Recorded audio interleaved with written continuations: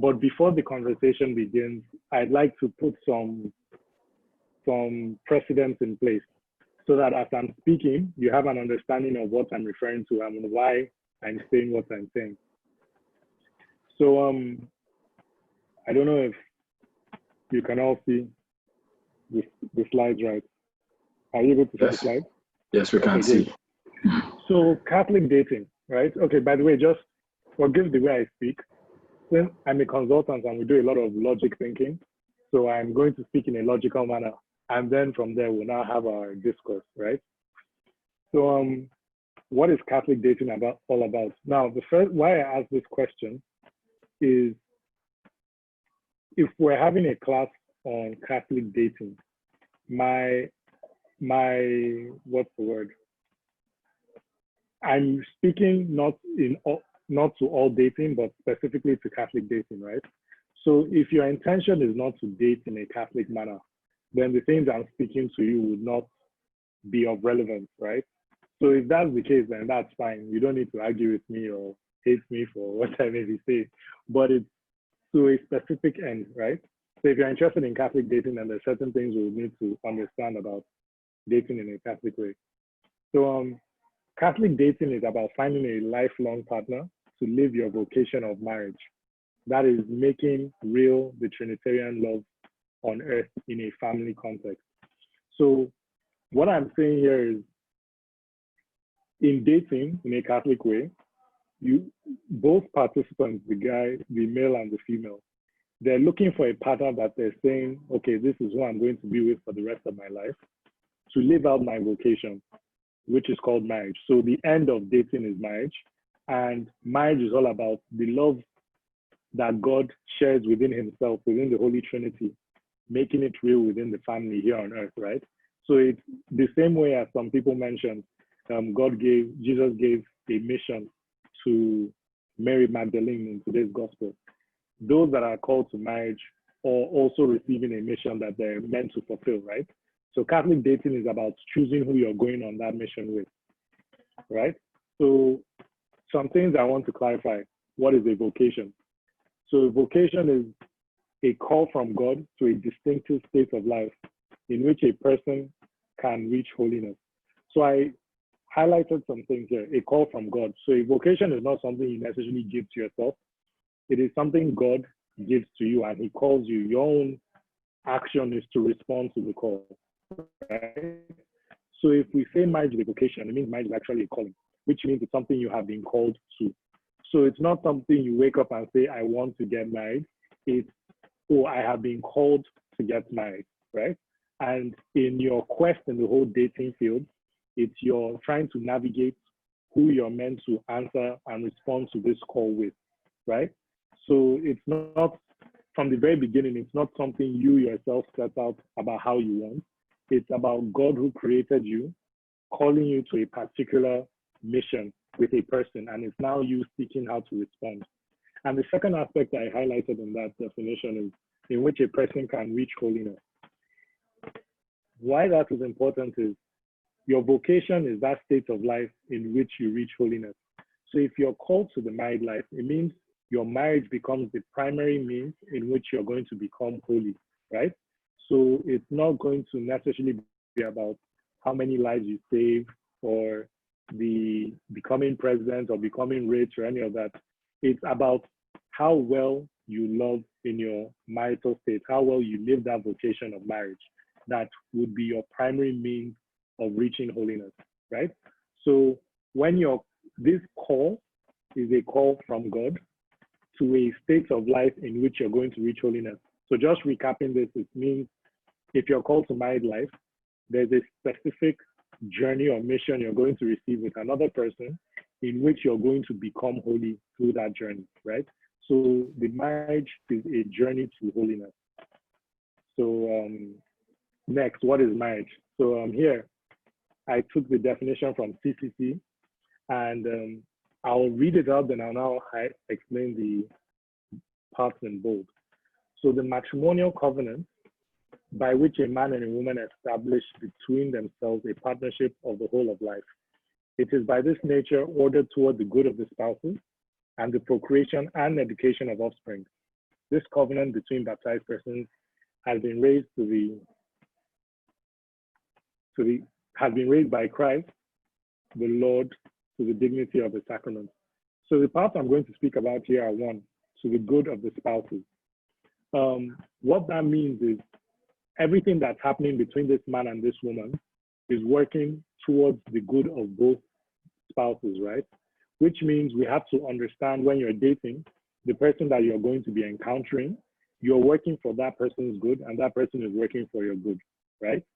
And not only that, there's some offshoots of this effort you're both making, which is the procreation of children and also the education of those same children. So the responsibility goes beyond yourself to the offspring, the fruits of your union. And this marital union is also now a sacrament. Now, why I put these things in bold, subsequently in the next slide, I'm actually going to further expand on what it means, the good of the spouses and all. And the reason, again, just to reiterate why I'm mentioning all of these things is when we start the conversation and I'm saying certain things, you would understand where I'm coming from, right? And that would help you act as a soundboard so that when you're coming from your own direction, you'll be able to see where discrepancies may be and we can have conversations around that. So, virtue. Whatever is true, whatever is honorable, whatever is just, whatever is pure, whatever is lovely, whatever is gracious, if there is any excellence, if there is anything worthy of praise, think about these things. So this is from the Catechism again, but actually this quote is from Philippians chapter 4, St. Paul writing to the Philippians. And he's trying to tell the Philippians how they should live their lives and what they should occupy themselves with, right? And so the Catechism now defines a virtue as an habitual and firm disposition to do the good. Now, why I put that in bold already is because if you remember in the definition of marriage, it's ordered toward the good of the spouses. So the virtue is actually what you use to live and successfully achieve the good of your spouse, right? It allows a person not only to perform good acts, but to give the best of himself or herself. The virtuous person tends toward the good with all his sensory and spiritual powers. He pursues the good and chooses it in concrete actions. The goal of the virtuous life is to become like God. Now, this is still some additional context. The reason why this is so important is that to achieve this goal of a good marriage, or a marriage as it ought to be, which is the end goal of Catholic dating, you see that there is a prerequisite for the virtuous life, because it's through virtue that you're able to live the life with your partner that is intended. And the goal of the virtuous life is to become like God. So you and your partner are on a journey to becoming like God, right? For that full conversion into being Christ-like, being a Christian, right?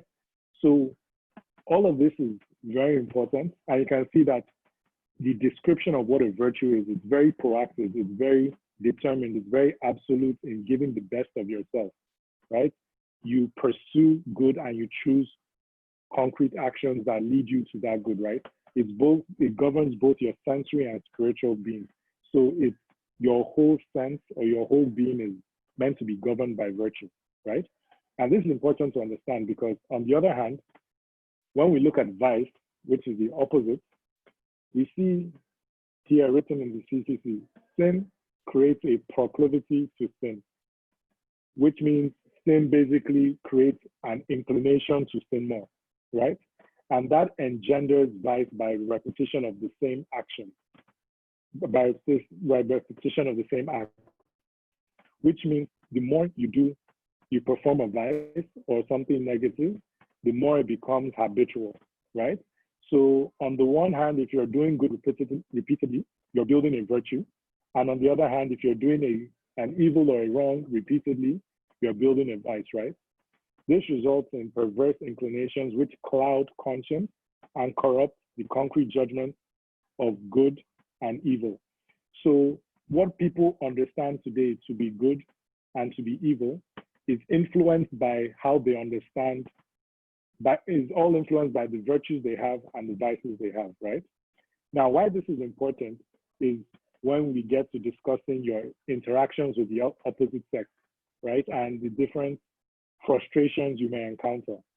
It's very important to have this at the back of your mind, because this is the context of the reality we exist, that everyone has their vice and their virtues that they're working on or trying to eliminate, right? So sin tends to reproduce itself and reinforce itself, but it cannot destroy the moral sense at its roots. So vices can be classified. They're what they're called the 7 capital vices. There's pride, avarice, envy, wrath, lust, gluttony, and slaughter, acedia. So next, why, so sacraments, we all know, I couldn't find this actual definition in the CCC, but all of us that went to Catechism class here in Nigeria, we at least know the sacrament is an outward sign of inward grace ordained by Jesus Christ, through which grace is given to our faith. So there's some things I want to highlight here. An outward sign. Marriage being a sacrament means the marital act and that whole wedding, that whole celebration. These are outward signs to something happening deeper within the people, right? There is an inward grace that is being transmitted. Now, why this is important to understand is oftentimes, just like with so many things, we get lost by the external elements, and we lose focus on the reality within, right? And so if marriage is a sacrament, then it means there's something deeper that is going on. And as it says in the definition, it's also a place where grace is given to our souls. Now, that whole issue of grace is very important to look at and understand what grace is and the role it plays in our journey. So grace is a favor. This is from the CCC again. By the way, I'll make the slides available they're just pretty much definitions, so you can have it afterwards. Grace is favor, the free and undeserved help that God gives us to respond to his call, to become children of God, adopted sons, partakers of the divine nature and of eternal life. Now, why this is important to understand is, first of all, grace is something that God gives to us. It's a supernatural gift we receive, but it's for a particular purpose. We need it in order to respond to God's own call, which means God has called us, and we're now actually responding to his call. So it's not like God is somewhere playing hide and seek and we need to go and find him.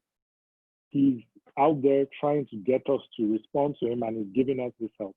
And this help, when we respond to it, it transforms us into becoming more of his children and partakers in his divine nature and in eternal life. So the end of grace is us beginning to participate in this life that God has for us, right? So it's not, so there's already an end goal that we're working towards and we're solving for, which is that divine life God desires for us, right?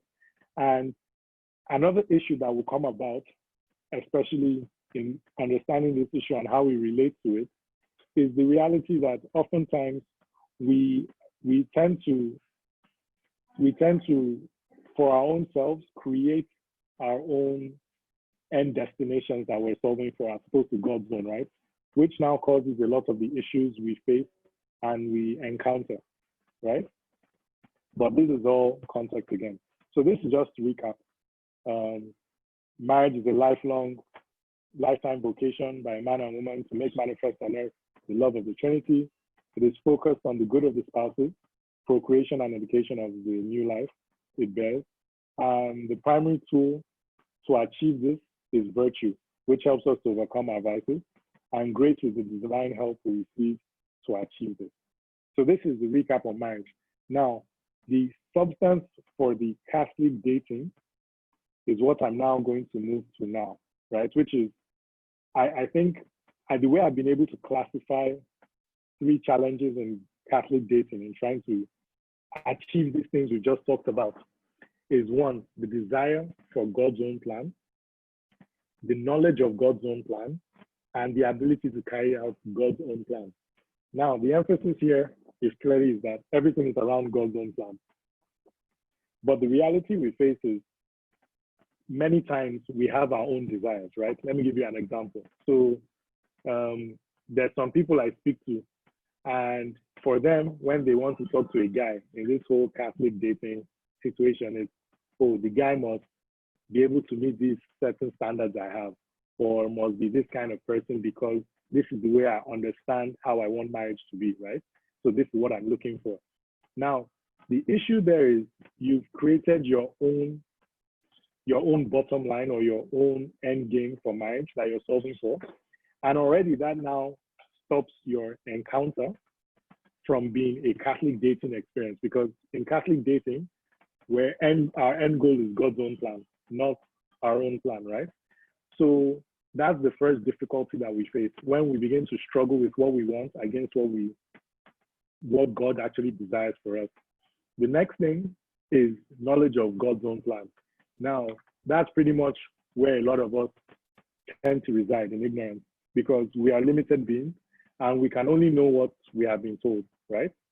So if we've not been told anything about God's plan, if we don't know what his intentions for us are, we're going to create our own, right? Especially if we're responding to that call he has called us to in terms of marriage. So we're going to act based on our knowledge base. The third issue is the ability to carry out God's own plan. So sometimes we even know God's plan in this whole Catholic dating thing. Sometimes we even desire.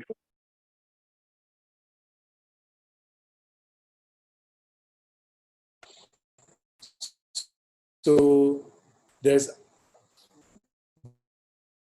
you hear me? We can hear you. I think he's having some network issues. No, he has to unmute himself.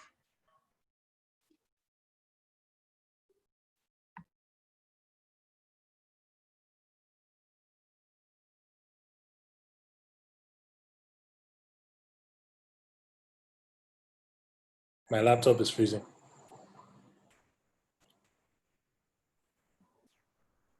Okay, 1 second.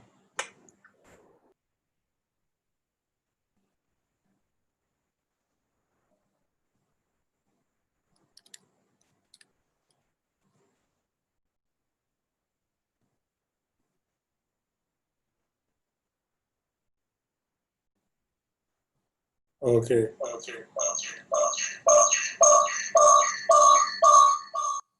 Sorry, 1 second. I have a connection issue. Currently, you have two devices. Yes, one wants to restart, so I'm coming on to the second one. Okay. Okay. Are you able to hear me? Yes. It's clear. You can go ahead. Yes, very well. Okay, so unfortunately, I had to restart on that system. So where was I? Catholic dating. Okay, yes. So the issue of being able to carry out God's plan, right? So the unfortunate issue we have in trying to carry out God's plan is that we actually are unable to many times do the good, as St. Paul puts it, do the good that we know we ought to do, right? And the issue for that has to do with just so many things, our upbringing, the fact that many of us over time have had issues in terms of actually just being taught the wrong thing, whether it's by our friends, whether it's by our family, whether it's by our institutions. And so there's just a whole lot of issues around actually being able to carry out God's plan, right? Now, by the way, I'll send the slides afterwards so you can all go through it. And once the Zoom restarts on my system, then I'll be able to rejoin the meeting. The three solutions I have for Catholic dating is what I call, it's like a toolkit, right? For being able to do this whole dating experience right. And that is the sacraments, formation, and prayer. Those three things are pretty much, if anyone is trying to join or reach heaven, sorry.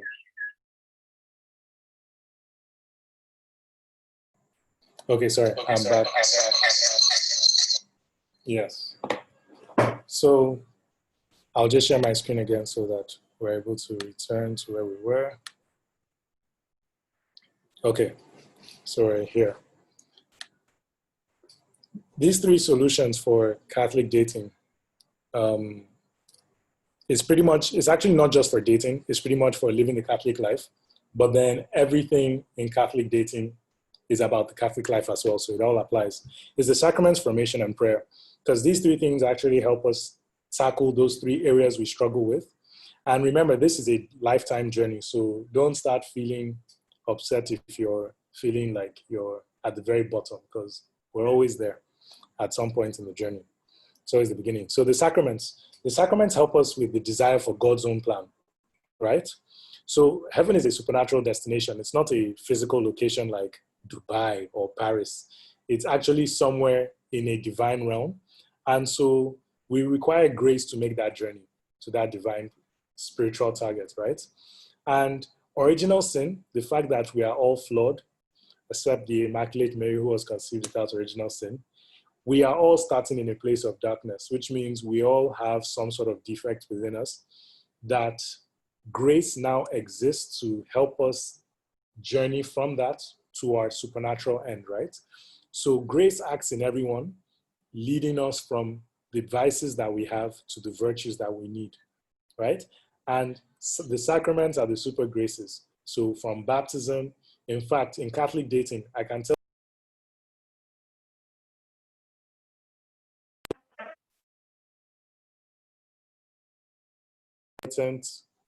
vices for you. By the way, can you all hear me? Can you hear me? Yes, we can. Yes, we can hear you. So these graces, they're like the super tonic that we receive that's going to help change and change our desires. We're going to actually start desiring good. And the funny thing you realize is first thing in your Catholic dating journey, you need to be very honest with yourself at the very least, right? And you're going to realize many things that God wants of you, you're not going to want for yourself. And that's fine. He understands that. And he's not someone that is offended by that, right? He knows that's the case, hence why he's sending you his graces and why he's giving you the sacraments, which are the super graces, right? Because what happens is the more you engage with these sacraments, the more you become like Christ, particularly in terms of desire, right? So your desires begin to transform. Over time, you begin to want more and more the good that you are meant to order and work yourself towards, right? Without these sacraments, that internalization, that desire for it is going to be very difficult, because at the same time, we have our attachments, the things we're very attached to, and those things feed us, right? When you're now trying to begin this supernatural journey, you're going to need to feed yourself something new. And it's that spiritual food you receive that is going to build your appetite for the things that are good, for the things that are holy. So without these sacraments, you're not going to be able to correct your appetite, right? The second thing is formation. So knowing God's own plan.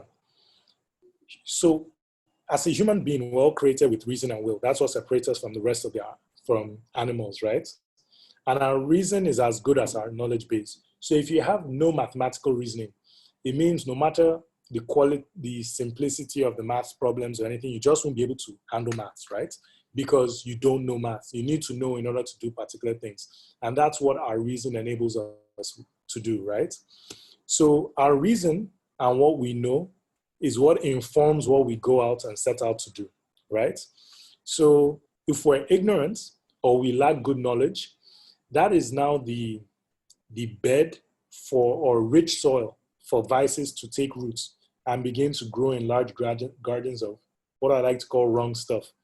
So basically, a lot of ill ideas or ill concepts or bad behavior or issues we may encounter come very much from the fact that either we don't know the right thing to do, and in not knowing, we fill up our mind with our own concepts, which could often be wrong knowledge, right? And that will now influence a lot how we go about our things. Now, right knowledge, on the other hand, is what provides the good soil for virtues to be nurtured and grow. And the issue here is, even though you now know the right thing, it doesn't automatically mean you've now imported this perfect garden. You probably, when you now know the right thing, you receive seeds, right? But you still have to plant these seeds, you have to nurture these seeds, and you have to allow them grow, right? And that's a whole process, and that's what takes your whole lifetime, right? So it's a journey in this whole Catholic dating thing. You realize that while you're doing this for yourself, the other person you're dating is also to be doing this for him or herself, right? So it's two people on this similar journey helping each other out, right? So it's like this spiritual partnership. And the third thing, prayer. Now, it's very interesting, or realizing the importance of prayer in this aspect of my toolkit, I like to call it.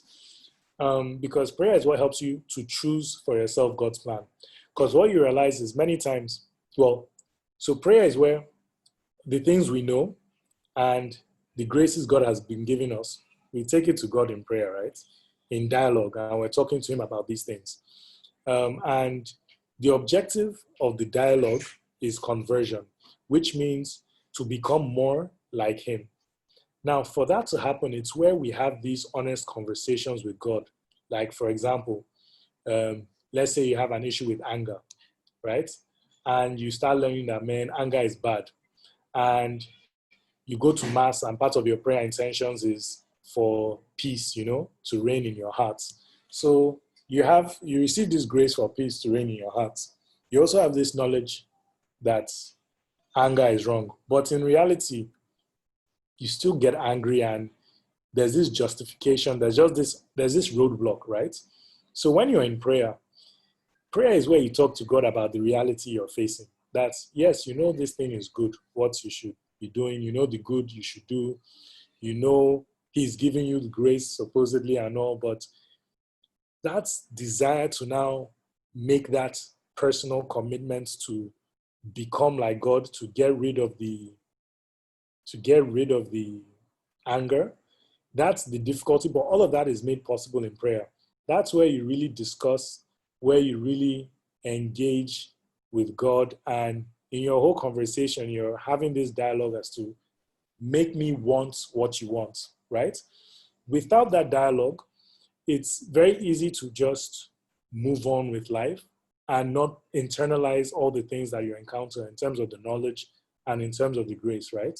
So it becomes very difficult and frustrating to be able to achieve, to be able to achieve all the things that we're learning and all the graces that we're receiving. It's really in prayer that all of these things begin to happen. By the way, I hope if you can hear a baby crying, sorry, it's my baby. Yes. So all these things I've said, right? And this is where I like the conversation to begin. Sorry about how much time I've taken. But it's pretty much that, first of all, Catholic dating is not about you. It's about God, right? And you responding to that mission God has for you. Your dating should be about building a life project with your date, right? So that whole process of building that project is you building these virtues, this other person building that virtue. And everyone is coming from somewhere dark. So many times you talk about the desire to meet that perfect person, right? Well, the reality is that everyone has some darkness within them, and grace is what leads everyone to light, right? So in Catholic dating, it's really a journey of two people seeking the light from the darkness that they're in. So a good partner is one that is also struggling for light with you, right? And partners with their toolkits are headed for greatness, which means it's not really about the surface of where a person is today. It's about if this person is really on a genuine journey in their mission of dating, right? So are they trying to receive the sacraments? Keyword is trying, right? Because we're not perfect, so many times we struggle, right? Are they trying to receive the sacraments? Are they trying to pray? Are they trying to form themselves? And with that, you begin to see what the Holy Spirit, because each person's journey is designed by God, right? You now, as you're on your own journey and you're seeking this other person out that is on their own journey, you now begin to discern whether your journeys are aligned, right? That's where the discernment process comes in Catholic dating. Well, Catholic dating is now really about those things. Now, it's interesting because why I felt the need to mention these things beforehand, by the way, that's the end of the presentation. Why I thought to mention these things beforehand is because when I often speak to people about Catholic dating, or people speak to me about how do you date properly, the focus tends to just be on the chastity, right? And how to be chaste in your relationship and all. But the reality is there's so much more, and it's a much bigger picture that at times we skew the perspective of what a good Catholic dating session should be about. Or not just a session, but a good Catholic dating relationships should be about. And it's really a much broader aspect that makes you see the fullness of the relationship you're meant to be having with your partner. And that's really where the life comes in, right? Because so many times, and it's not anyone's fault, maybe we can blame Hollywood, but just bad media or bad information sources that make us understand or limits the meaning of marriage. And so in our relationships, in our dating experiences, we limit what we understand the good to be, right? So yes, so like Amaka Maria said, you can raise our hands or ask questions, type them there. But yeah, so this is pretty much the context of which Catholic dating exists, or what Catholic dating really is about. So it's not really about how fine a person is, because beauty can change, beauty can go. It's really about the journey you're on, right? It's something that I've discovered, I'm learning, and I'm still adding in mind. So even when you get married, right? It's not like, oh, you're married, you've now finished the dating. It's a lifetime journey, it's a lifetime project. So you're still learning. Some things that are really critical, at least for me, having a spiritual director was, for me, together with these things, just brought it all together. Because spiritual director is someone that when you open up your conscience to the person, the director sees or tries to understand what the Holy Spirit is doing with you and guide you on that process, right? So I went through a lot of learning with my spiritual directors, because they were able to guide me, coach me, mentor me through my whole dating journey. And so many times, I can tell you, come in and you're complaining about your girlfriend or your spouse, and with class and finesse, they help you remember that it's not about the issues people have with you or you have with them. It's about how you're meant to love in every situation, right? It's really, spiritual direction is really critical for me anyway. And in terms of understanding, you need a good spiritual director anyway, so you need to pray for that as well. But yes, this toolkit together with a spiritual director, I think your Catholic dating experience would be wonderful. Now, I would like if there were any specific questions regarding struggles or issues people have with Catholic dating, and then I can now speak more to those issues, but from the context I've just arrived from. So, yes. Does anyone have any comments or questions or anything about Catholic dating? Anything they want to even disagree with, or I don't know. The floor is available to anyone. Or if there are no questions, then I guess then there are no questions. I don't know. Any comments, questions? Okay. Nigel, you can go ahead.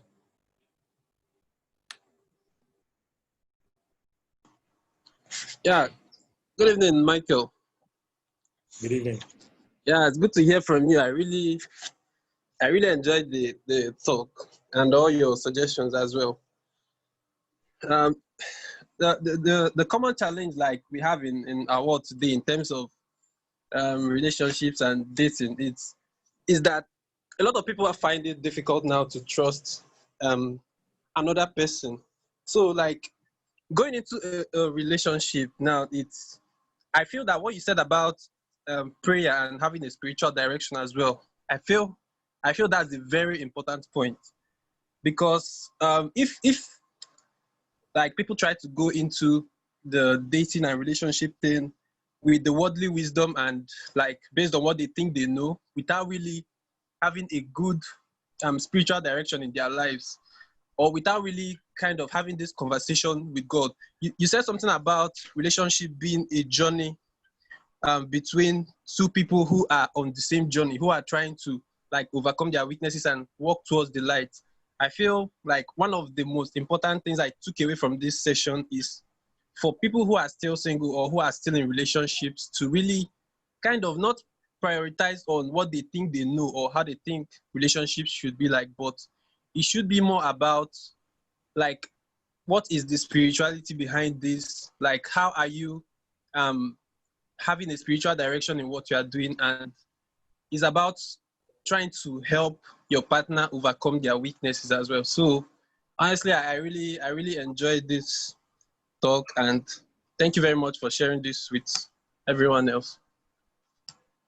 Okay, no problem. I'll just speak briefly to what you asked about, I think the point of being able to trust. So I'll give you an example, right? When I met my current wife, or just pretty much my whole time when I've always been dating, I had the concept that the perfect relationship was one that you share, there was total transparency, right? Meaning everything, this other person knew everything about me, and I knew everything about that person, and we chose to love each other, right? And that was the basis on which I understood trust. But the funny thing is, it makes logical sense, at least to me.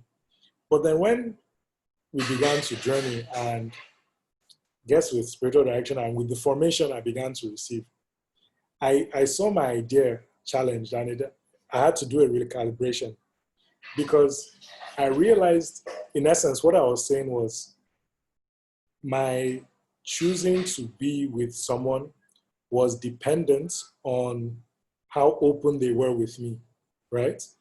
And that now contradicts the essence of the marital vows, which speak to an unconditional love that we're meant to have, right? So this unconditional love means we're loving this other person without any conditions. But I had subconsciously created a condition to loving my wife or my girlfriend, which would have been that I know everything about her, right? Now, I had to get to a point to realize to love unconditionally, I had to trust. And what that trust meant, or what it grew to mean, was to trust that this person genuinely wants what is good for themselves and for me and for everything we engage in to the best of how they understand it, right? Which means there may be times they will do things that may not be the best, but it was still from a good intention or from some sort of flaw that they're working on, right? And my having to then be patient, my having to be understanding, my having to be supportive, even if what they do causes me harm, right? And that now led me to realize the sort of expectations I had been building for the person was that this love or this person needs to be almost like God to me, right? And in being God to me, then they're always going to fail because they are a limited being, right? God is the one that is limitless, that always transcends. And so I had set them up for failure and given them an unfair standing to which it wasn't even fair, right? So trust now became more about trusting that the truth of the journey, right? And how that trust comes is through engagement, dialogue, discernment, and really just seeing over time how the person reacts to good things, to bad things, to everything really, and see that this person is really a person on a journey that we both want, and we can journey on it together, right? Not that the person was perfect. So that's how I dealt with trust. Wow. Oh, thanks a lot for sharing that. Thank you. No problem. Before moving to Tolu, I see your hand is up. I see that she asked a question in the chat, which is how do you engage in Catholic dating if your significant other isn't Catholic? I think that's actually not a problem if the person is not Catholic. By that, I don't mean there are not challenges, but with everyone, there's a challenge. It's just understanding what the challenges are and making sure you're prepared to handle the challenges, right? So if your significant other isn't Catholic, I still stand by what marriage remains to be, right? Is that you're journeying with a person to reach heaven, right? Now, the reason why the person isn't Catholic is most likely down to their life history, right? With time, if the person is genuine about their love for God and seeking Him, this toolkit would also apply to them, right? Okay, they may not have the sacraments, but they would know how, in their own way, they can begin to practice some sort of worship until, with time and with increased formation, they get to see a fuller or receive grace to accept a more full and complete means of loving God as He desires, right? And receiving the gifts He has for them within the deposit of faith of the church. So over time, it's fine. It's not a mission to convert the person to Catholicism. It's a mission to help this person love the best that they can love, right? And so as long as their journey is genuine and your journey is genuine, it's great, because you also date Catholics that are not genuine with their journey. They don't apply this toolkit, and so they're going round in circles. So labeling yourself Catholic is not necessarily what makes you a good candidate for a dating experience. I hope that answers your question. Then yes, Tolu, you had a question you could ask now. Good evening. Or Mine is more like a comment, and then. Sorry, could you speak a bit louder? I actually can't really hear Can you. you hear me? Your voice is a bit low. Can you hear me now? I can hear you better. I'll listen well. Okay, sorry. I'll try to be as loud as possible. So, thank you so much for this teaching, because I really like how you made it so simple, like the toolkit, especially the part where you drew our attention to the fact that it's not, when we think of Catholic dating, the first thing we think of is chastity, how to be good within the whole dating journey. But you brought out a very valid point, which is the end goal for the dating, which is marriage, and the end goal for marriage, which is actually to be holy and to get to heaven with the person you are going to marry. Now, the challenge right now is that, especially in our culture, marriage is usually seen as tick the box. Oh, she's single. She's almost reaching 35. Wonderful. She's not yet married. She doesn't have a man. So that's usually plays a very hard, like while you're trying to figure out, like, Lord, am I going to die tomorrow? If I die tomorrow, will I enter heaven? On the other hand, your mom is busy asking you, when are you getting married? Do you understand the hard situation? And I also like the fact that you drew my attention to part of that. It's about finding, apart from your vocation, also finding out if marriage is actually in it for you. Because Christ also said that there are people who have been given that, who will never be mature enough for marriage, that they don't have the grace to go through marriage. And I believe God in His goodness will not give you what will keep you away from Him. Like if you want to date and you are asking Him that you want to date this man, and He sees in the future that you may turn that man into an idol, which will, like you said, when you put them on a plane and then everything is about them, even if you are praying and trying to be holy, you are praying for them and forgetting yourself and maybe whoever God has called you to pray for. You get, like, He's now like your all and all.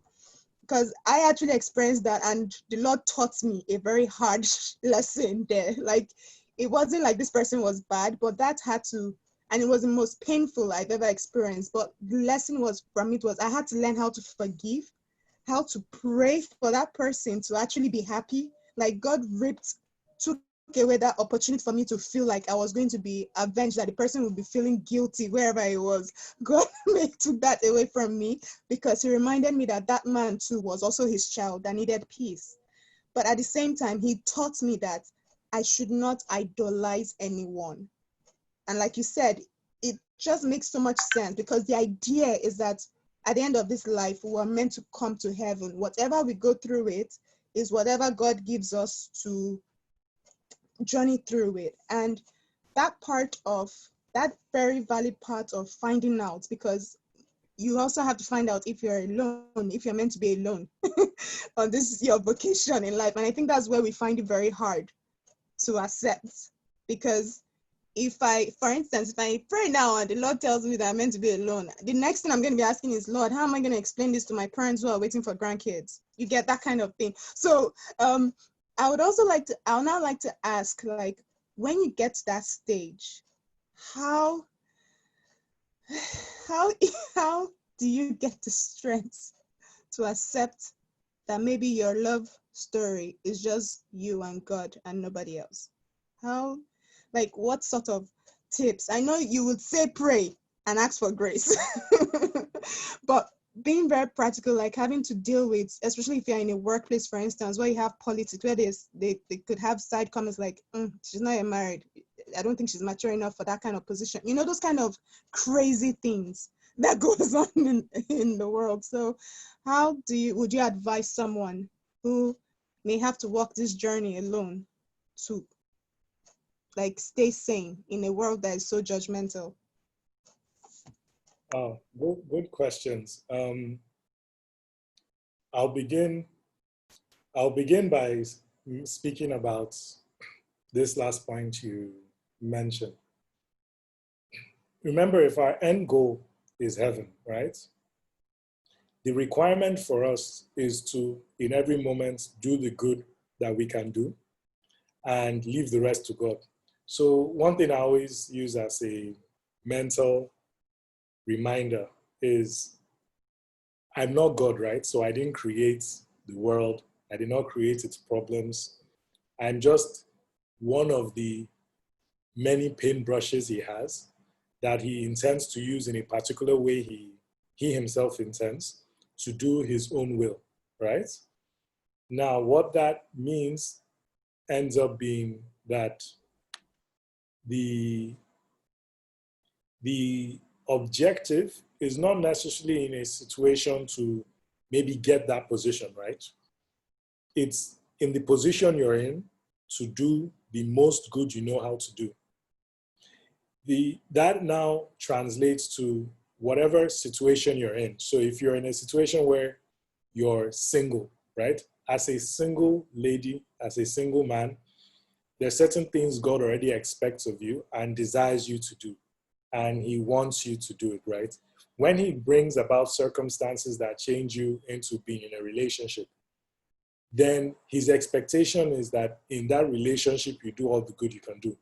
One thing St. John Paul II actually mentioned is about vocation, was that it's not that when he was born, his vocation was to become a pope.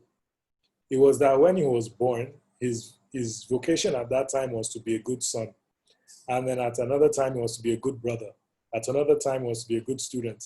At another time, he was to be a good priest. At another time, to be a good bishop. And then at another time, was to be a good pope, right?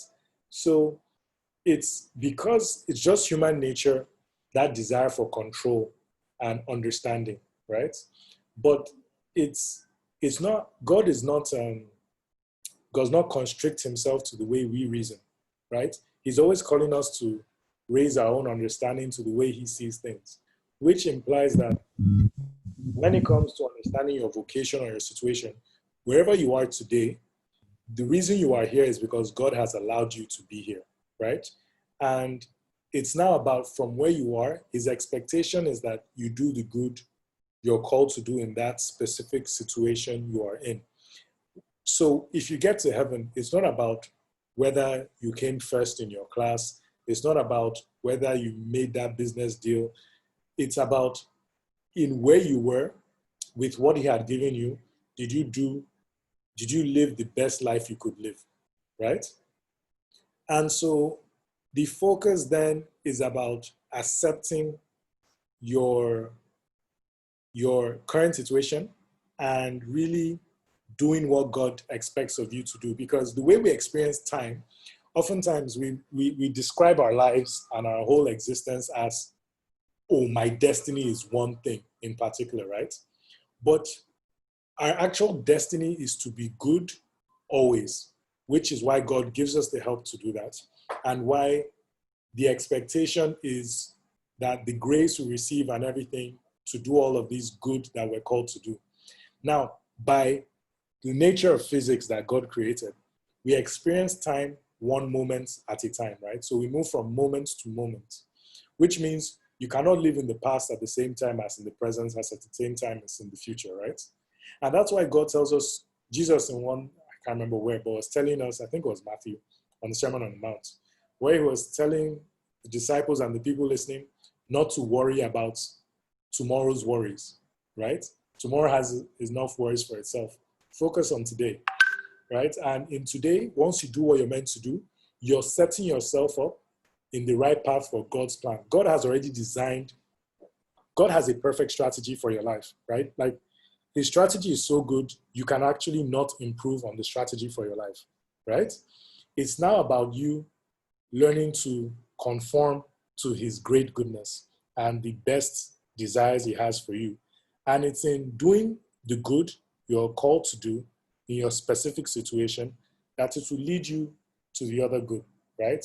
Now, this now begs for, how do you now handle stakeholder pressure? Pressure from your peers, from your family members, from everyone that loves you and cares for you, and the imposition of the ideas and the ideologies of what should be, what shouldn't be, all of that, right? The reality is we're called to love these people, right? And to love them means to also bear with their difficulties, their challenges, because they're not perfect as well, right? And these encounters remind us of the struggles everyone has, that we too, we have, right? And we get to see and encounter in other people. Because sometimes I realize I used to, in my family, we're very,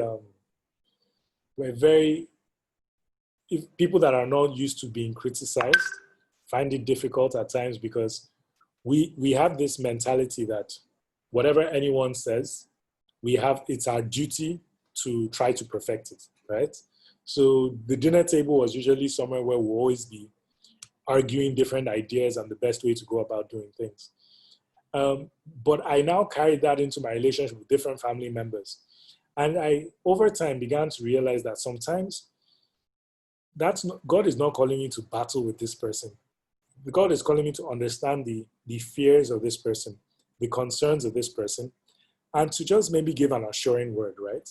And I realized when I started to breathe more before I reply my family members, there was a greater bond that began, a new bond that began to develop. And the stress that I would tend to receive from particular members about what they think we should do or hear about something and the pressure they will put, you see they begin to relax, just because even if I make my own decision because they have to respect my free will as a human being, it's also important that they felt heard. And that's how they understand that even if I do something else, they still know I love them. They still appreciate my worries. They can understand it and weigh it in their decision making, right?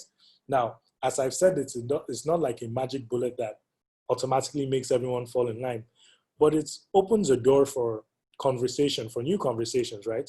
When people express these things, it may also show their knowledge base and the need for its enhancement, right? Which would lead to the need and the focus and the support and the desire for them to also grow in their own journey, because they too, they're trying to get to heaven, right? So one of the things I learned from my marriage class, or my whole preparation for marriage, was that I was recommending, I did my whole preparation at Our Lady of Perpetual Help. I started to recommend that parents as well should go and do some marriage course, because a lot of the pressure and stress that you encounter in the whole wedding prep actually comes from parents and family members. And so all of that drama can actually be handled and be dealt with easier if the stakeholders involved actually did their own formation, right? So that they would know how to sharpen or how to really go about loving the people they love in a right way, right? But the reality is these are just some things we would have to face naturally. So we can't fix everything, but we can at least improve as we can, right? So I hope that sort of answers your general question. I see some questions here in the chat. I hope I also answered your vocation shift question. But Chisom had her hand up. So I'll hear Chisom before I move to the questions in the chat and then to Adrian. Yes. Yeah, thank you. Okay. Okay, Chisom, please go ahead. I was going to call on you.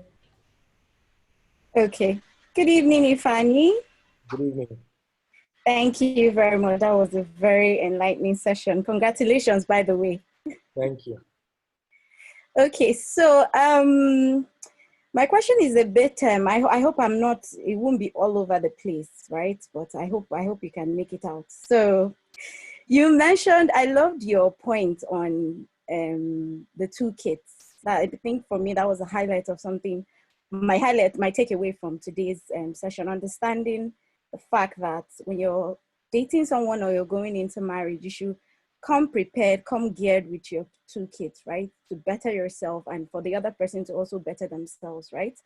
Themselves, yes. So now, you said something, right? That for you, it's a continuous improvement, it's a continuous self-awareness, journey, development, right? So there are certain things in the beginning that may not have been exactly the way you wanted, right? But because they are not at the core, they don't, it's not fundamentally flawed, if I can call it that. So to you, you still see that opportunity for learning and unlearning, right? So could you now point out, right? Can you differentiate between those things that were deal breakers for you, right? Those things that, you know, for you say no-go area, no, this one no work, right? And those ones to you that could, you know, somewhat could be malleable, could be, you know, the person could improve on in future, right? Then again, adding to that, I know a lot of people, so we read your profile. A lot of people were asking, oh, 6 years. Some of us have heard the story before.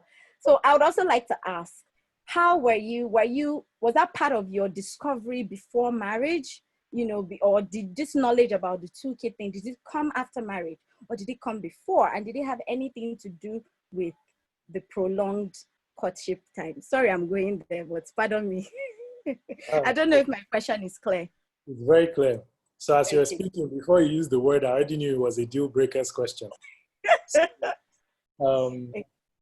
So answer that, I'll use myself as an example. Mm-hmm.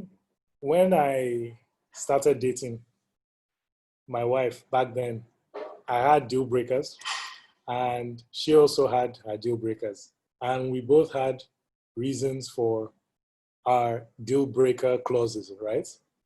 Mine was no long distance relationship because in the past I had had a lot of long distance relationship and I was like, I want to be in the same physical location with the person, right? She had hers, for whatever reason, I had informed, whether it was bad relationships, things she had read, whatever, right? Now, the first year was great because we were both in Lagos and everything. Then I can tell you that was, I think this year in my marriage is the first year so far. Okay, this year in our marriage that we're concluding will be the first time since the first year of our marriage that we haven't had to have distance from each other. Thank you, COVID, right? In the sense that after our first year, when she got her job, a new job, first of all, there were different arguments we had about that job, but in now her getting the job, she had to move to Port Harcourt. I told her, she knows for me, it's a deal breaker, long distance, right? Port Harcourt, Lagos is not the same thing. So I remember the last night I saw her before she was going to the airport the next day. in my mind, I remember when I left her place, I felt there was okay, let me not even add that one. Okay, so just when I left her place, there was just, if she goes to Port Harcourt, it's the end of us, right? So the next morning, she goes to the airport. She's going there with her dad to prepare. Job starts on Monday. I think it was like Friday or Thursday or something. And then she now gets a call somehow that she has been transferred to Lagos, so she should not go to Port Harcourt. You know, in my mind, I was just jubilating, right? And at the time, it sort of made me believe, or it made me believe that, yes, my way of understanding what this relationship is, is right. Meaning we can't have distance, we need to be together, everything. Anyway, what now happened was she's now started to go to the rig, which meant she'll be on the rig for a month and then back on land for another month and then back and forth. Then she would have exams, she would have to travel. And then lo and behold, when I was just getting used to this whole on and off thing, which I had argued about but couldn't win, she now got offered a short-term international assignment. Now, for that company, short-term means 1 year. So for a whole year, she was now in another country. And I was still dating this lady. What I realized, right, was her not ending up going to Port Harcourt, if anything, was just God taking it easy with how he wanted me to journey with him, right? Because remembering that what marriage is and the kind of love we're called to, it's an unconditional love. My deal breaker was a condition. And over time, God began to work on me being able to remove all of these conditions I had preset myself wrongly so that I would be free to love her the way he intends me to love her, right? Regardless of what circumstance or future scenario he has in place.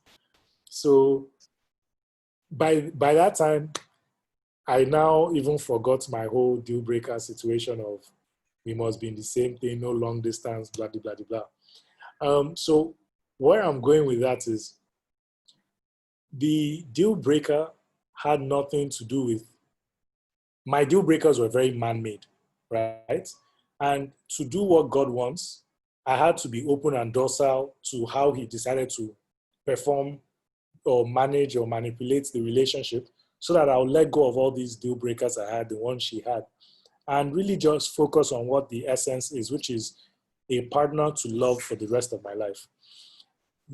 In that whole journey, to move into your second question, I had some ideas of what I thought I knew, but that was enough for God to work with, right? Where I am now is a very, very different destination from where I was at my knowledge base at the time. I can pretty much say I didn't know anything at all, but I still knew quite a bit, at least for me, right?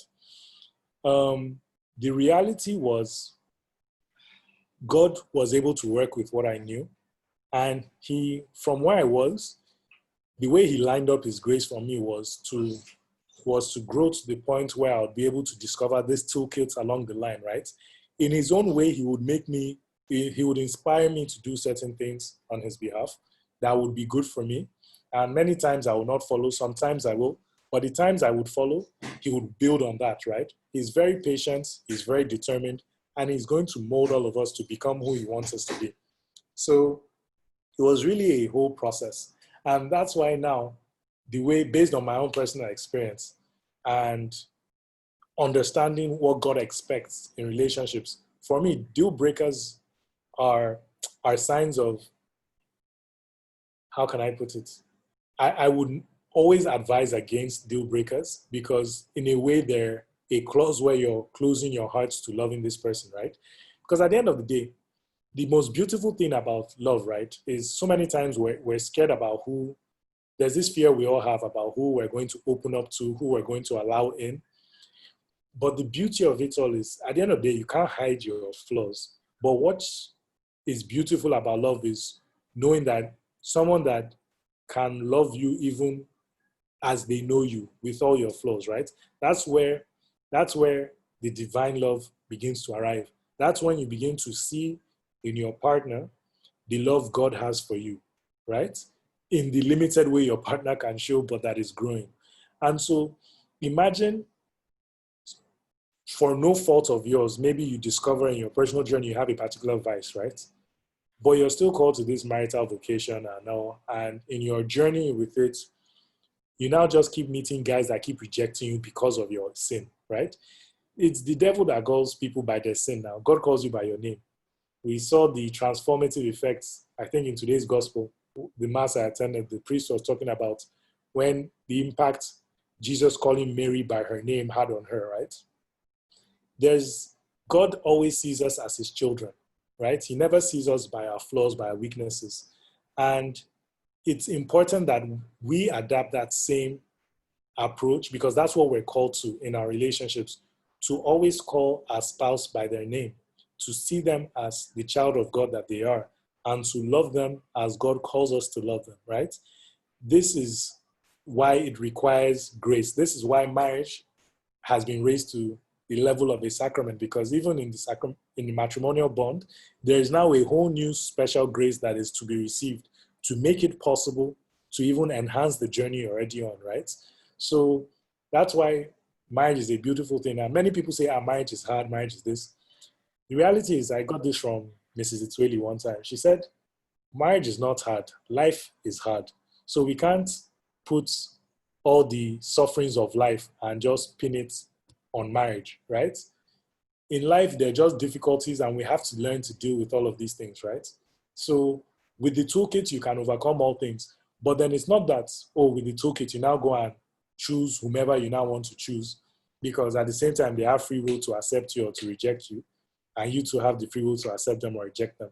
But it's about discerning in your journey that this is the person God is calling you to your mission. Because remember, it's a mission, right?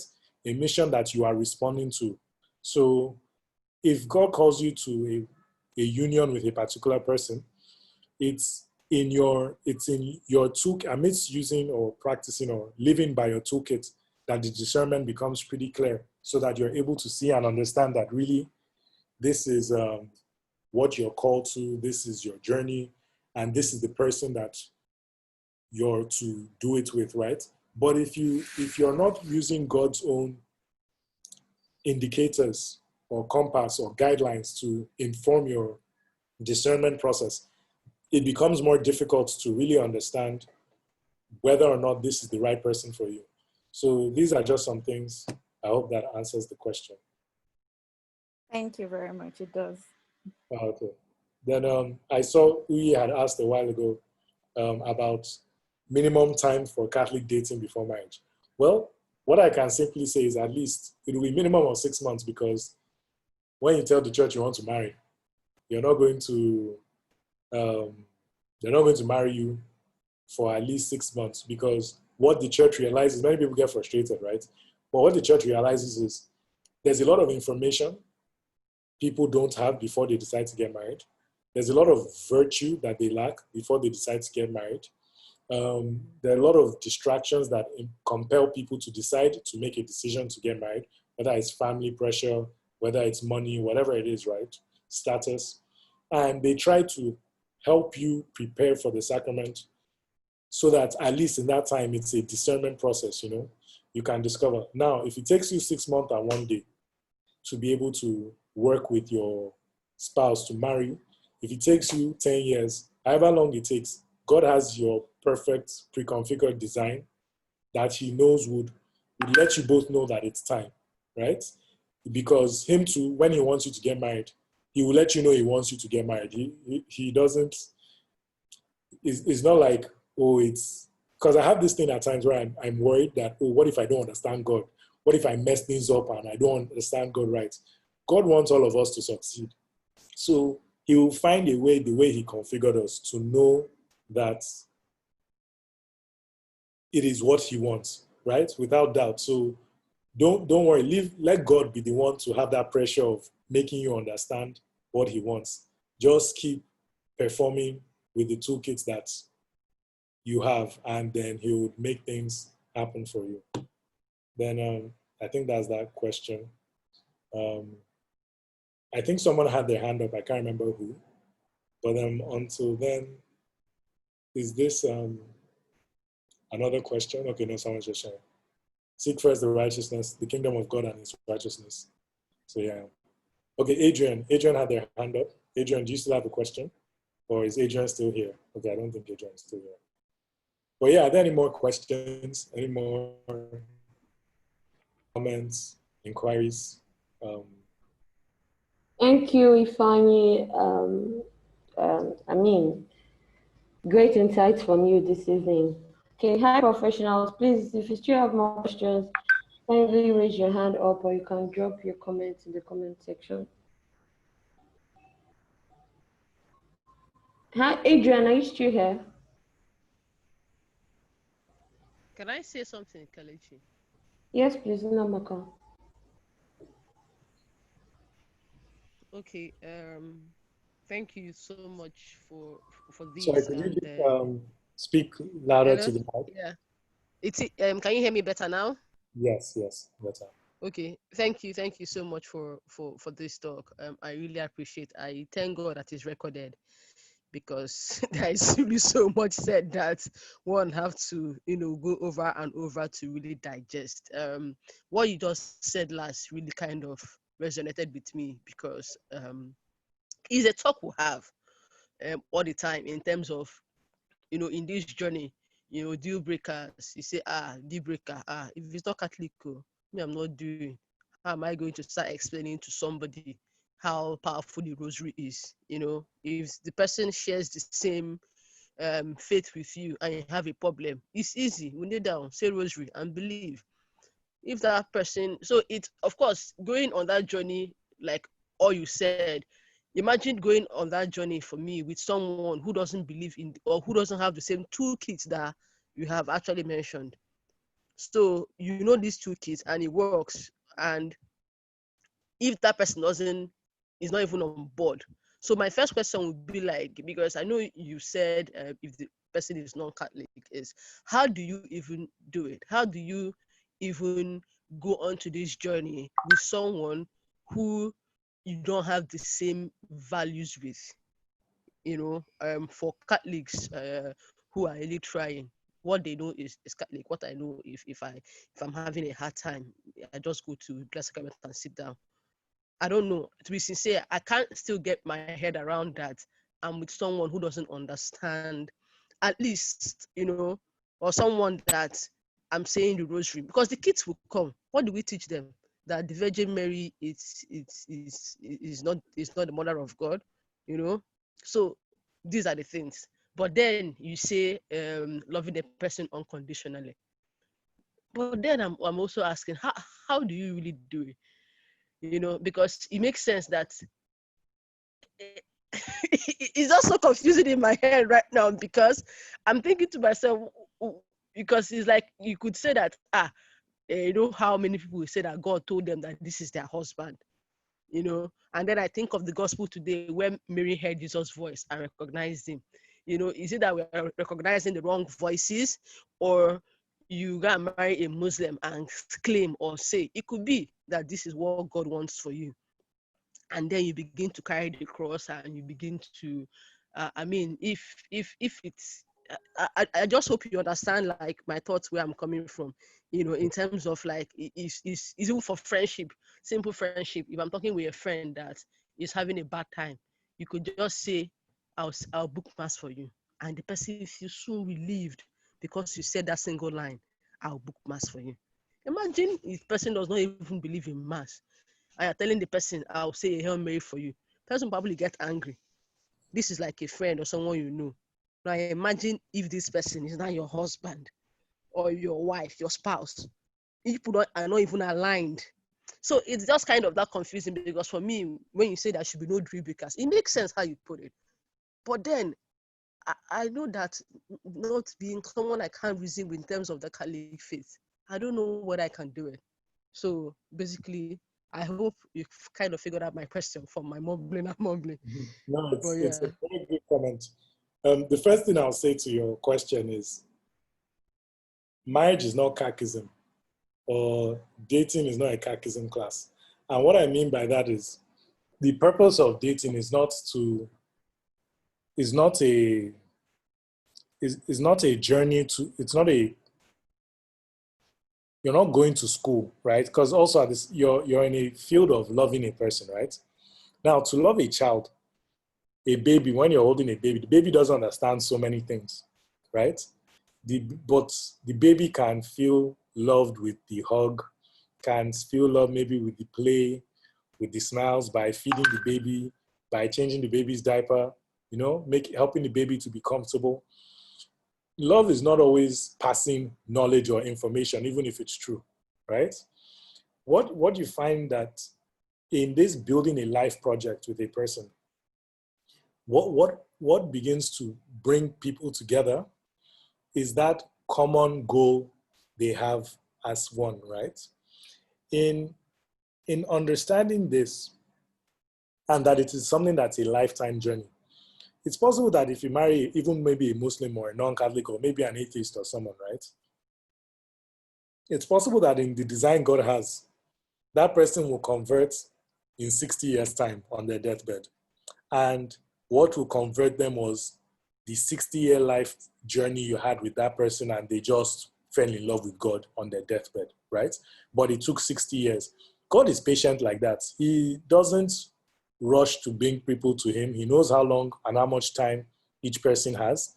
And his own focus is to use everything at his means to get that person to heaven, even if it's going to take them their whole life, right? So with that starting point, when you're communicating with people, it's also important for communication to be effective, to speak in ways people understand, right? So if you know someone does not understand Mary and has a concern because he knows God says don't worship somebody else, and to their knowledge, you are worshiping Mary, it's now very helpful to use language that will not shock the person, right? Because if you shock a person, they're unable to hear or reason, right? Because fear has come in, right? If you say, I'm going to pray for you, don't worry, I'll pray for you. They don't know what that prayer is, that you may be going to tell your block rosary members, that you're going to go and book mass for this person, that you're going to go and do this mortification for the person. All of those things you can do out of love, and God will see and reward those actions, right? But you don't now need to tell that person all these things, even if they were fully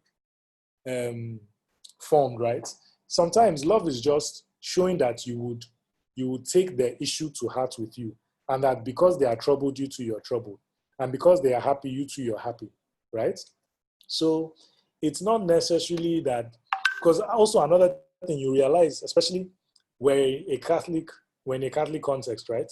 There are many Catholics you talk to that, yes, they're Catholic, but even discussing certain basic things about your faith, there are going to be issues, right?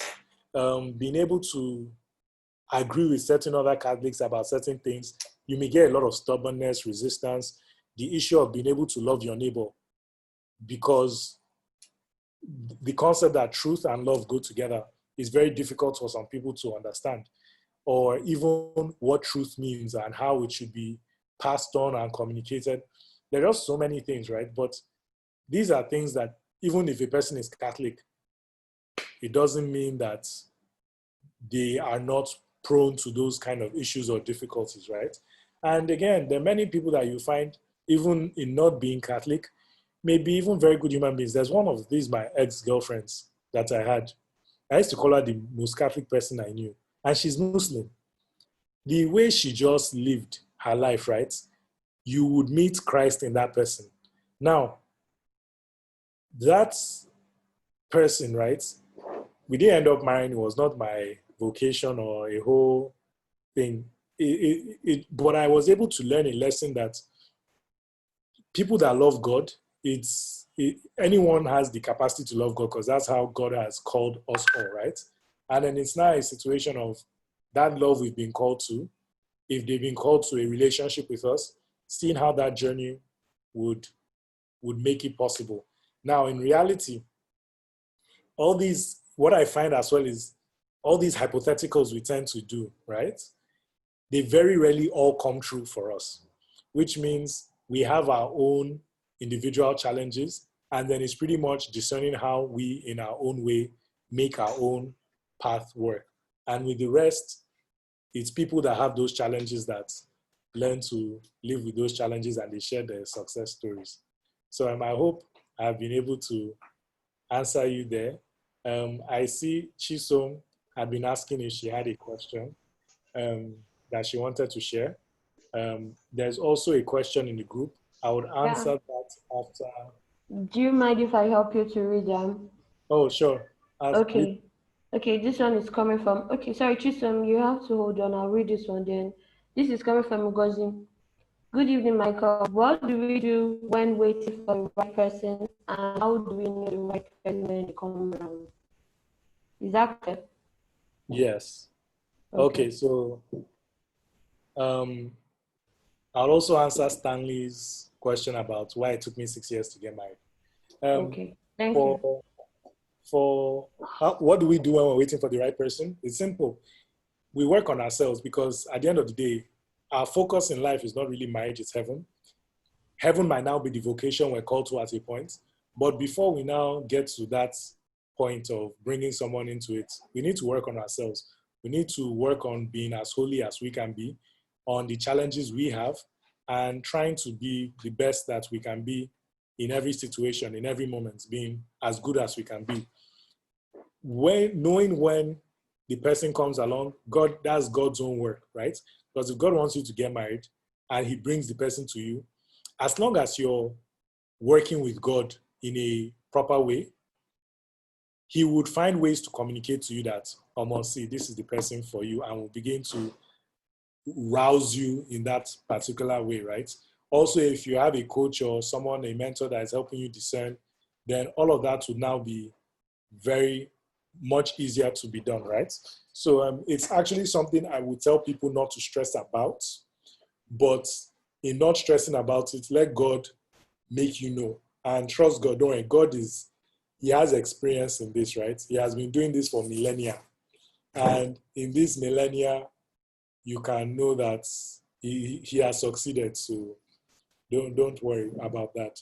Then for why it took me 6 years to get married, it's funny because one of the random things I had in my, I call it before I got married, or before I even started dating my wife. You know how some people they say they're staunch Catholics, where they're just stubbornly Catholic because they are proud Catholics, but they don't really know why. It was one of my preconceived notions that before you get married, you need to know the person for 5 years. And in that 5 years, you discover the person, blah, blah, blah. To be honest, it's funny, my wife had the same idea when we first met, but that was the last time we ever spoke of it. It actually did not inform any decision about how long we were going to date for. We were just in the process. We focused on learning to love each other. And it just turned out that after 5 years of dating was when I now proposed. It wasn't planned. It was just, there was no rush to marry. It was more a focus on doing it right. We were more focused on on dating right. And in that process, we encountered marriage at the end of it, right? It wasn't, we want to get married, let's get married. It was, we want to date each other right. We want to love each other right. And then when it was time for it to blossom into marriage, God just made it possible and let us both know. So yes, that has.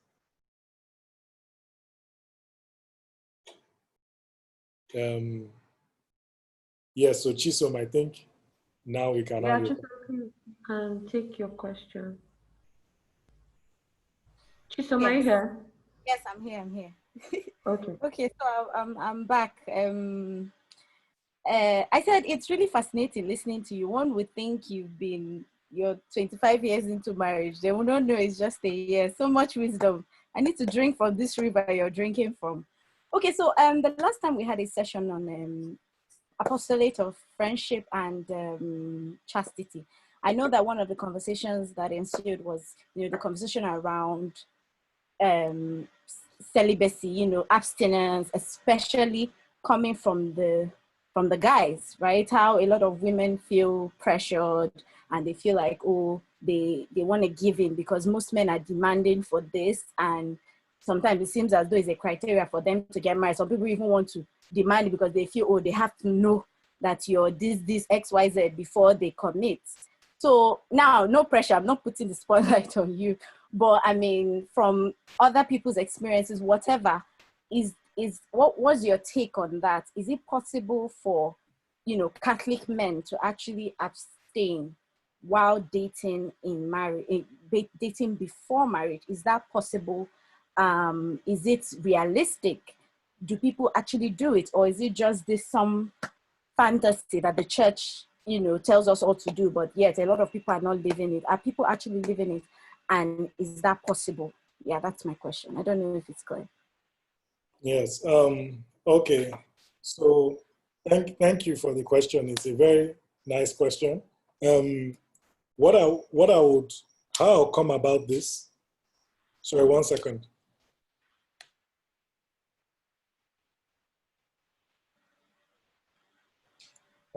So to answer this question, it's very easy and clear in my mind, right? But we have to approach it with some pre-context or some pretext, right? How I did with the whole thing. The reality is that in the beginning of it all, sorry, I'm distracted. Okay, yes. So the first things first. Sorry, 1 second.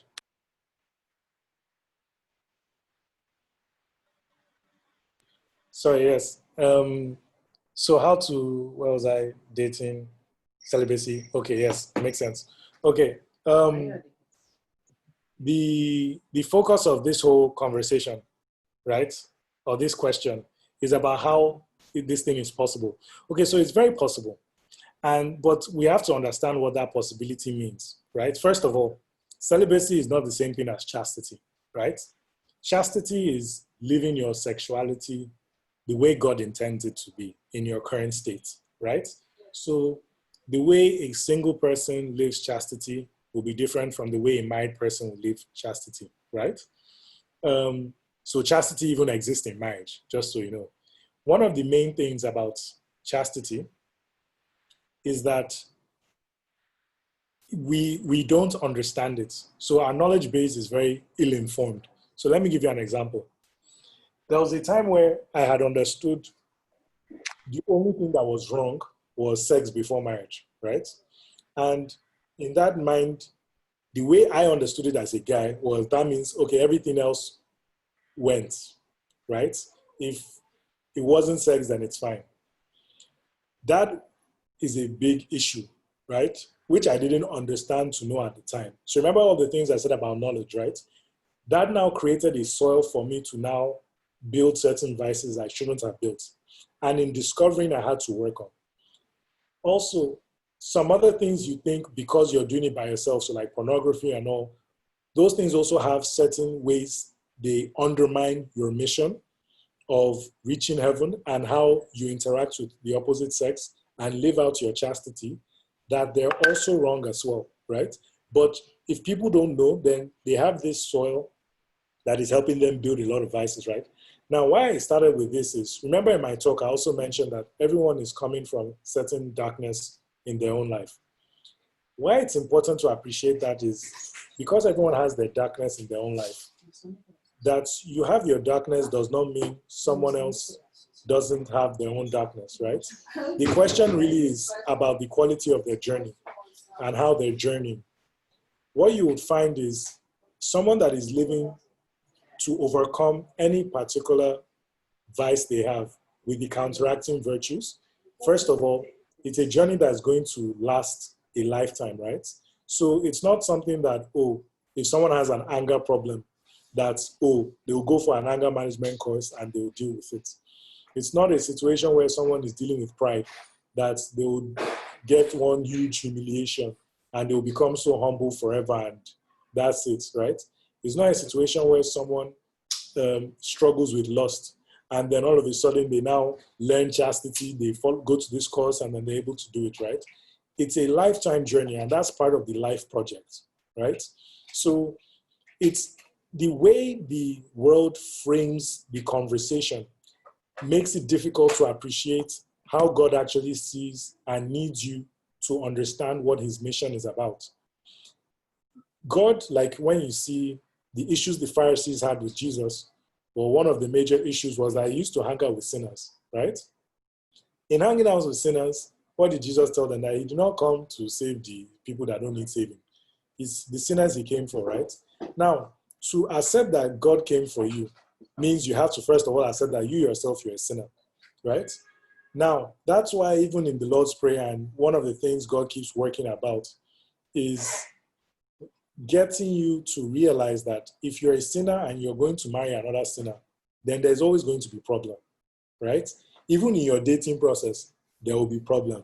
That's why, if you remember when I was talking about the area of sacraments, the sacrament of reconciliation is a major key that is going to help both you and your partner get it right at the whole dating process. Because what you realize is when you're at your wedding day, when you're saying to your spouse these wedding vows, which are speaking to an unconditional love, you have to be ready to give an unconditional love, right? Which means whatever this person is giving you today, even if, because you say for better, for worse, for richer, for poorer, in sickness and in health. That means if this person tomorrow becomes so ill that they're bedridden and you're married to the person, you're going to love this person the best way you can. And even when you get tired and you decide not to love that person one day, you go to confession, you ask for forgiveness, you receive new grace, and tomorrow you will do better, right? It's the same thing in when you're dating, right? When the issue is when people don't appreciate the truth or the role that sex, for example, in this question is meant to play, right? One of the things I say or I try to do is allowing the room for understanding to happen. So, for example, a lot of the understanding I have, it's not today I got it, it's over time. And people can only learn one step at a time. There's some things that I learned 1 year into my relationship, 3 years into my relationship, 5 years into my relationship, right? Hence why now, based on my own experience, I'm sharing you this toolkit and recommending a good spiritual director. Because it's through all these conversations, all these things that my journey was able to improve. Now, what a good journey looks like is a person that is keeping to the toolkit. If you're keeping to your toolkit, it means you're going to confession regularly, right? If you're going to confession regularly, that means you're sinning regularly.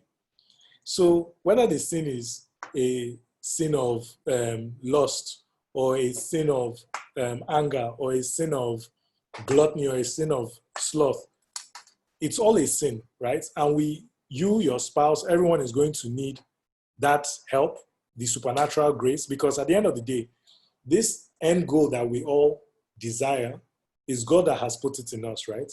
And he knows that sometimes the things you're going to be working against, you or your partner, may be things that you spent a whole decade forming the vice aspect of it, right?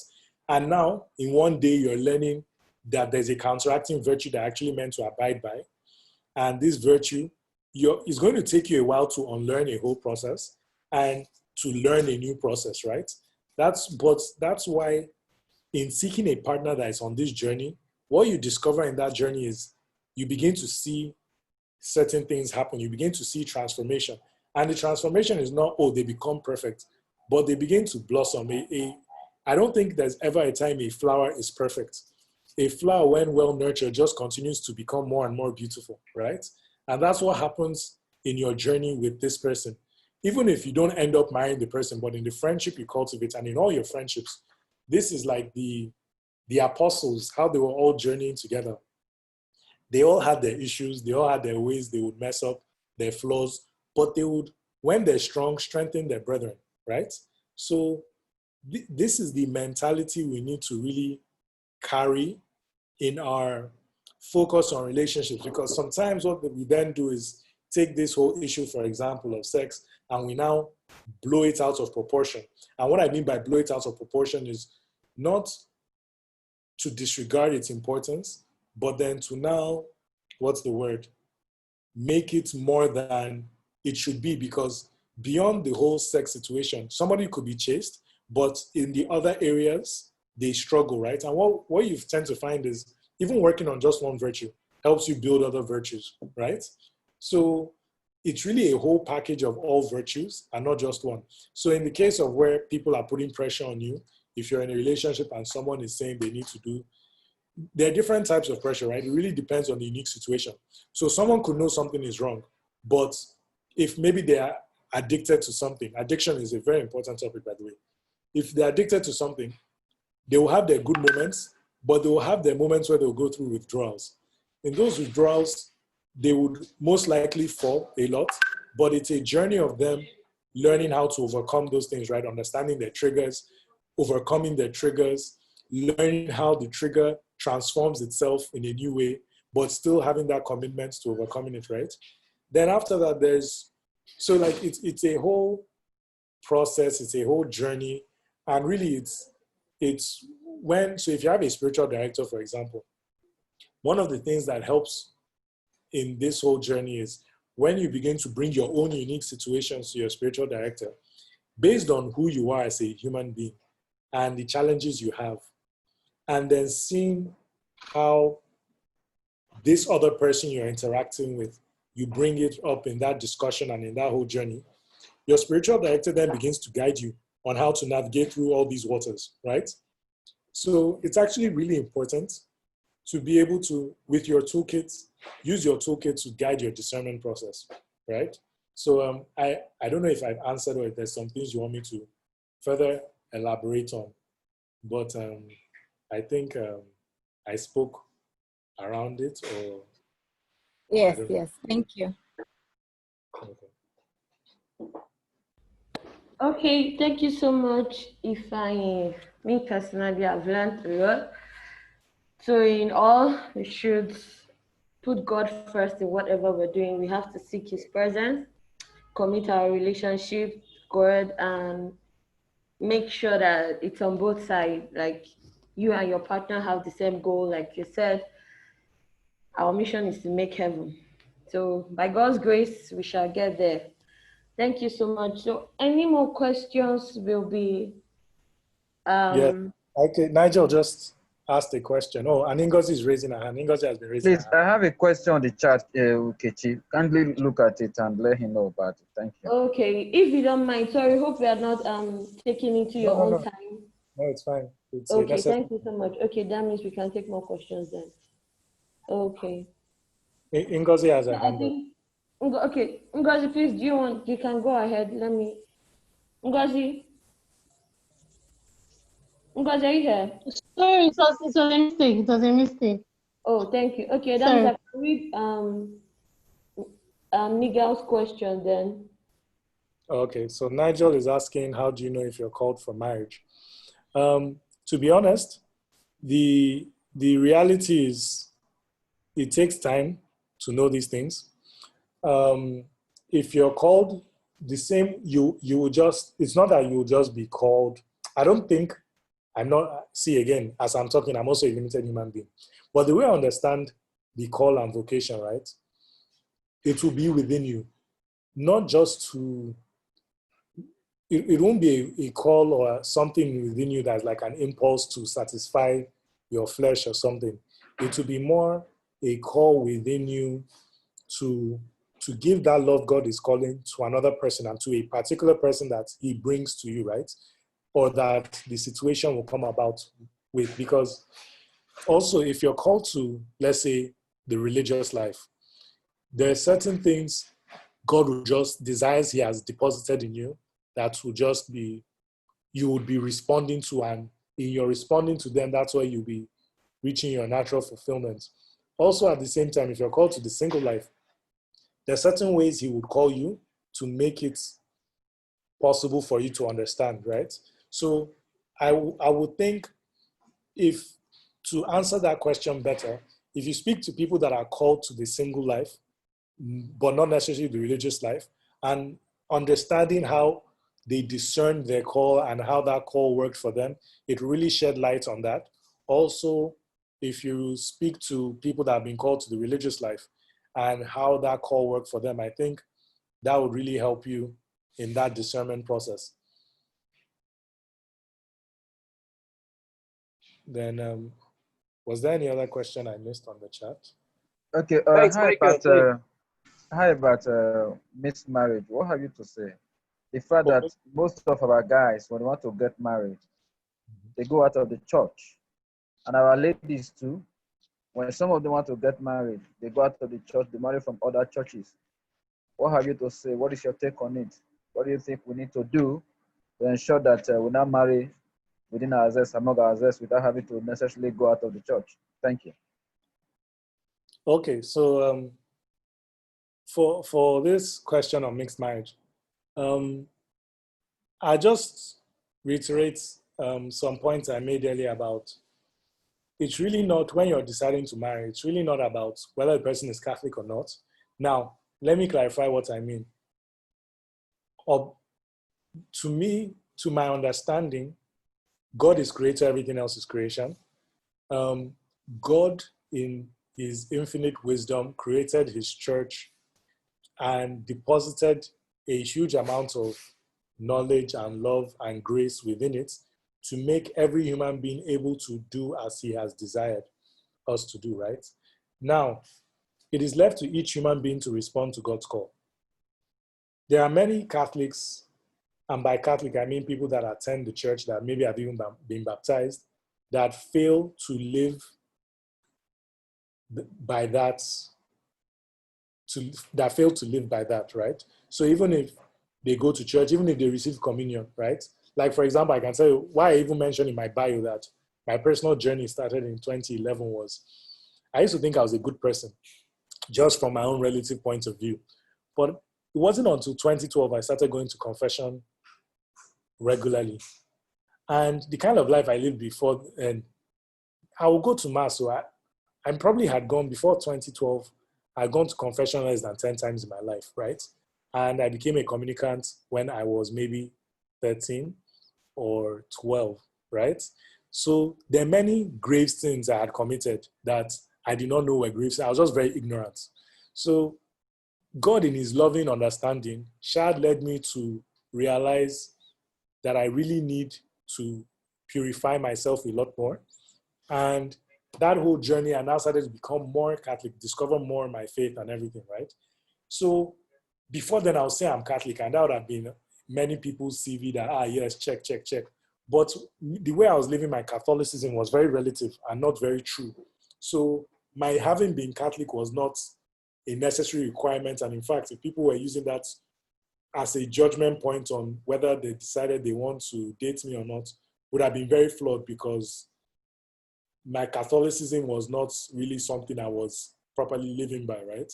So it's a very dangerous path to play, to cross, or points to use that, oh, because this person is Catholic. Being Catholic, right, is by really living. In fact, if you live by this toolkit, you're very Catholic. And the funny thing is, you'll find that there are people, even though they're not Catholic, they've created some sort of similar toolkit that they're living by in their own journey and trying to be good.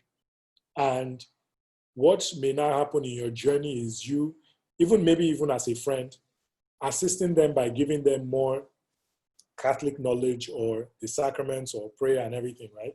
Now, that said, it doesn't mean it doesn't mean that there aren't Catholics that you can't marry, and it doesn't mean there aren't non-Catholics you can marry. But it's just something you need to be aware of, right? So that you don't have any prejudices or wrongfully become Pharisaic in your reasoning about who you need to engage with. Because the way the church has designed even a mixed marriage, when you marry, if you marry appropriately in the mixed marriage context, you, the Catholic one, has all the grace that is necessary for that marriage to succeed, right? So you don't need to, the church, God has configured however you choose to marry, that if he has called you to that marriage, it will lead you both to heaven, right? So, yeah, I hope that answers that question.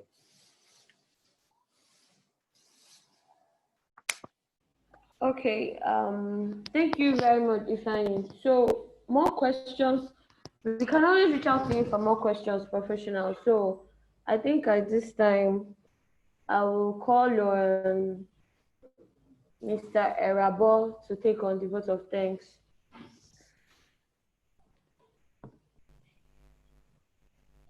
Mr. Erabo, please, are you here? He's here, but his microphone, his audio is not connected. Yeah, I think he's. I just buzzed him. I hope he responds soon.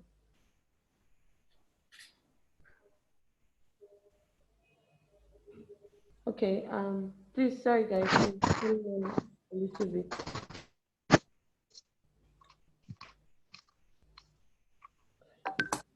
Okay. So when I call on Stanley DK to take on the vote of thanks. Stanley, are you here? Hi, Stanley. Stanley. Hi, how you doing? Okay. Can you hear me? Okay. Yes, I can hear you. I'm okay. I'm fine. Oh, okay. Yeah. So I would say this was a very wonderful session, even though I didn't join in time but when I came in, I mean, I was really glued. And then if I proud to now because of he's in Young and Catholic, and so normally have this kind of thing we do in YCP.